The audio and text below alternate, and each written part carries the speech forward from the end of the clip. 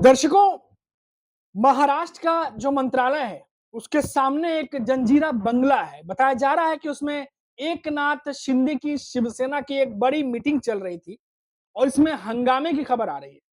क्या शिंदे गुट के मंत्रियों के बीच कुछ बड़ा हो रहा है? और उप मुख्यमंत्री एकनाथ शिंदे की शिवसेना में इस समय क्या कुछ बड़े घटनाक्रम घट रहे हैं? इन घटनाक्रमों का मुख्य केंद्र मंत्री दादा भूसे से क्या कनेक्शन है? और दादा भूसे का मुंबई में मंत्रालय के सामने स्थित जंजीरा बंगला है। इस बंगले में कई बड़े घटनाक्रम आज हुए हैं। एकनाथ शिंदे की शिवसेना के मंत्रियों की एक बेहद और हाई वोल्टेज वाली एक कह सकते हैं बैठक जो है वो दादा भूसे के घर पर हुई है। अब क्या कुछ हुआ है इसमें? क्या कुछ खबरें निकलकर सामने आ रही हैं और हंगामा क्यों हुआ है? इसकी खबर क्यों है? सब कुछ आपको इस वीडियो में डिटेल से बताऊंगा। नमस्कार दोस्तों, मेरा नाम है मनीष कुमार सिंह और आप देख रहे हैं 4 PM महाराष्ट्र। आपका स्वागत है। दोस्तों, जब भी ऐसा लगता है कि महाराष्ट्र में सियासी दलों के बीच अब कुछ न कुछ चीजें सामान्य हो जाएंगी, जो प्रमुख नेता उनके हस्तक्षेप के बाद, तब कोई नया ट्विस्ट आता है। और आपको बता दें कि उप मुख्यमंत्री एकनाथ शिंदे की शिवसेना में इस समय सबसे बड़े घटनाक्रम हो रहे हैं। इन जो घटनाक्रमों का मुख्य केंद्र मंत्री हैं दादा भूसे, उनसे कनेक्शन बताया जा रहा है। दादा भूसे का मुंबई में मंत्रालय के सामने स्थित जंजीरा बंगला, इस बंगले में आज बड़े-बड़े राजनीतिज्ञ जो हैं वो वहां मौजूद रहे। एकनाथ शिंदे की शिवसेना के मंत्रियों की एक बेहद अहम, बड़ी और हाई वोल्टेज बैठक दादा भूसे के घर पर हुई। आगामी निकाय चुनावों की पृष्ठभूमि में इस बैठक को महत्वपूर्ण माना जा रहा है। खबर है कि एकनाथ शिंदे इस बैठक में अपने मंत्रियों का मार्गदर्शन कर रहे थे। दिलचस्प बात यह है कि यह बैठक न केवल मंत्रियों के लिए बल्कि राज्य भर के शिवसेना विधायकों, जो शिंदे गुट के हैं, सांसदों के लिए भी बुलाई गई है। इस बैठक के बाद सभी विधायकों, सांसदों, मंत्रियों के लिए लंच का भी आयोजन किया गया, क्योंकि सब मंत्री आए थे और बताया जा रहा है कि काफी लंबा चौड़ा डिस्कशन हुआ है और इसीलिए डिनर डिप्लोमेसी देखने को मिल रही है। बताया जा रहा है कि इस बैठक में शिवसेना की रणनीति, जो शिंदे गुट की शिवसेना, उनकी रणनीति तय की जा रही है कि राजनीतिक विश्लेषकों ने इस रणनीति की ओर ध्यान आकर्षित किया है और बहुत सारी बातें अब महाराष्ट्र में होने लगी हैं। महाराष्ट्र की राजनीति में इस समय पर्दे के पीछे कई घटनाक्रम हो रहे हैं।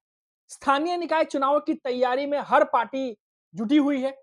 विपक्ष सत्तारूढ़ महागठबंधन सरकार को घेरने का कोई मौका नहीं छोड़ता और ना छोड़ते हुए दिखाई दे रहा है। छोड़ेगा भी क्यों? सत्ता में बैठी है सरकार, तो विपक्ष का काम ही है मुद्दे उठाना। अब साथ ही महाविकास अघाड़ी के घटक दल यानी आगामी चुनाव अलग-अलग या साथ मिलकर लड़ें, इस पर मंथन कर रहे हैं। दूसरी ओर सत्तारूढ़ दलों के बीच एक गुप्त प्रतिस्पर्धा भी देखी जा रही है।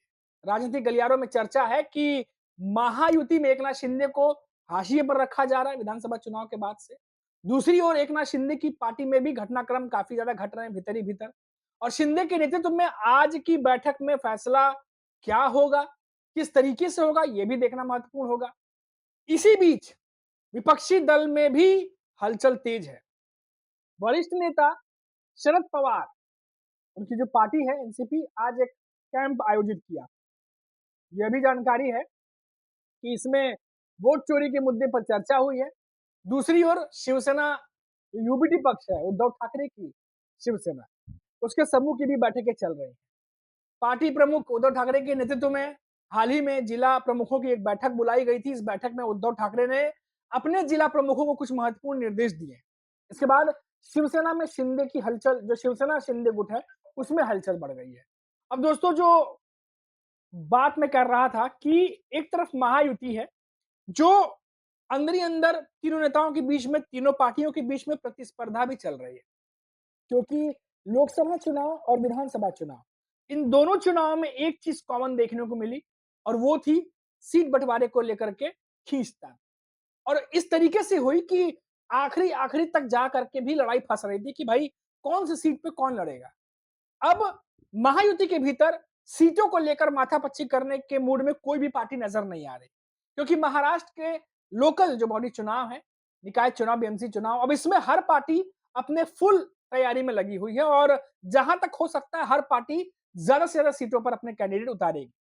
और इसी वजह से बीजेपी को ये बात पता है कि इस बार शायद एकनाथ शिंदे या अजित पवार को रोकना मुश्किल होगा। इसीलिए फ्रेंडली फाइट वाली बात निकल कर सामने आ रही है कि अगर ये नहीं मानते हैं, तो हम उस सीट पर अपना भी कैंडिडेट खड़ा करेंगे और फ्रेंडली फाइट करेंगे। हालाँकि इसका नाम फ्रेंडली फाइट है, पर दोस्तों जो सीट जीतेगा ज़्यादा, उसी की चलती है सरकार में। वो अपने हिसाब से फैसले करता है, अपने हिसाब से चीज़ चलाता है। वो हमने विधानसभा के 2024 के चुनाव के बाद देख लिया, कि जो एकनाथ शिंदे सीएम होते हुए जिस तरीके से फैसला करते थे, हालाँकि उसमें सीएम थे तो करते थे, लेकिन उसके बावजूद भी डिप्टी सीएम होते हुए देवेंद्र फडणवीस की बराबर की भागीदारी दिखती थी। लेकिन जैसे ही 2024 के चुनाव हुए, देवेंद्र फडणवीस के साथ एकनाथ शिंदे, अजित पवार की वो भागीदारी नहीं दिखती। ऐसा लगता है कि ये महायुति सरकार नहीं, ये फडणवीस सरकार है। और कई सारे फैसले फडणवीस अपने हिसाब से भी लेते हैं। कई बार हमने देखा भी है कि आपसी मनमुटाव की खबरें भी जो है वो आती रहती हैं। अब दोस्तों ये तो महायुति के भीतर की बात हो गई कि आपसी खींचतान और आपसी प्रतिस्पर्धा चल रही है। लेकिन ये जो घर पर दादा भूसे के घर पर जो मीटिंग हुई है, बताया जा रहा है कि ये तमाम जो विधायक और सांसद जो नेता इकट्ठा हुए थे, उनके बीच में रणनीति तय की गई है कि ये जो आने वाले चुनाव है इनको लेकर के किस तरीके से रणनीति बनाई जाए। क्योंकि हो सकता है कि इस बार सिर्फ मुकाबला महाविकास अघाड़ी से ना हो क्या सकता है, होगा ही। इस बार एकनाथ शिंदे का मुकाबला, एकनाथ शिंदे की शिवसेना का मुकाबला सिर्फ महाविकास अघाड़ी से नहीं होगा, यानी सिर्फ शरद पवार की एनसीपी, उद्धव ठाकरे की शिवसेना या कांग्रेस नहीं होगी, बल्कि इस बार उनके सामने बीजेपी के भी कैंडिडेट टकरा सकते हैं। तो उसको रणनीति, उसका फॉर्मूला किस तरीके से किया जाए, और जो असंतोष है पार्टी के भीतर, जो 2024 के बाद से लगातार बढ़ता ही गया एकनाथ शिंदे की शिवसेना में, क्योंकि मंत्रालयों को लेकर खींचतान हुई, बहुत सारी बातें हुई, उनको भी देखना है। तो एकनाथ शिंदे के सामने एक चुनाव है, जो पहली बार उनके नेतृत्व में वो चुनाव लड़ेंगे, और साथ ही साथ चुनौतियां भी हैं। एक तरफ जहां पार्टी जिस गठबंधन में, उस गठबंधन में भी प्रतियोगिता, और सामने वाले से प्रतियोगिता तो चली रही है। उधर उद्धव ठाकरे सबसे बड़ी चुनौती बन के उभर सकते हैं एकनाथ शिंदे के लिए। वो इसलिए कहा जा रहा है क्योंकि वो अपने तमाम जिला प्रमुखों के साथ बैठक कर रहे हैं। तमाम, क्योंकि जिस तरीके से आपने देखा होगा शाखा की बात होती है, आरएसएस की शाखा की, उसी तरीके से महाराष्ट्र में शिवसेना की शाखाएं हैं। हर एक शहर में, हर एक 200, 300, 400 मीटर के बाद आपको हमेशा देखोगे आपकी शिवसेना की शाखा जो है वो मिलती है, हर एक 1.5 किलोमीटर के बाद। वहां पर उनके कार्यकर्ता होते हैं, उनसे जुड़े हुए लोग होते हैं, और वो हर एक लेवल पे लोगों से कनेक्टेड रहते हैं। तो ये जो शाखा है, ये उद्धव ठाकरे की शिवसेना या शिवसेना को मजबूत करती है, और इसीलिए कहा जाता है कि जमीनी लेवल पर जो लोकल चुनाव होते हैं, उसमें शिवसेना की जो मजबूती है वो बहुत ज्यादा बढ़ जाती है। तो ऐसे में अब सवाल ये उठ रहा है कि ये जो उद्धव ठाकरे गुपचुप बैठकें कर रहे हैं, क्या इसकी भनक एकनाथ शिंदे की पार्टी को लग गई है? क्या उसका तोड़ निकालने के लिए ये जो बैठक किया गया है आज, जिसमें थोड़ा शोरगुल की भी सामने, जो हंगामे की बात है वो भी सामने आ रही है, या फिर बात कुछ और है जो अभी तक सामने नहीं आई है? क्योंकि आज दिन भर की बैठक थी, काफी लंबी बैठकें चली हैं। जैसे मैंने बताया कि डिनर भी हो सकता है कुछ नेता साथ ही करें। तो ऐसे में खबर ये आ रही है कि जो अंदर की बातें हैं, वो अभी तक सामने निकल कर नहीं आई हैं। लेकिन जैसे ही वो खबर निकल के आएँगी, आपको सबसे पहले 4 पीएम महाराष्ट्र पे हम पहुँचाएँगे। अभी के लिए इतना ही, आप देखते रहिए 4 पीएम महाराष्ट्र। नमस्कार।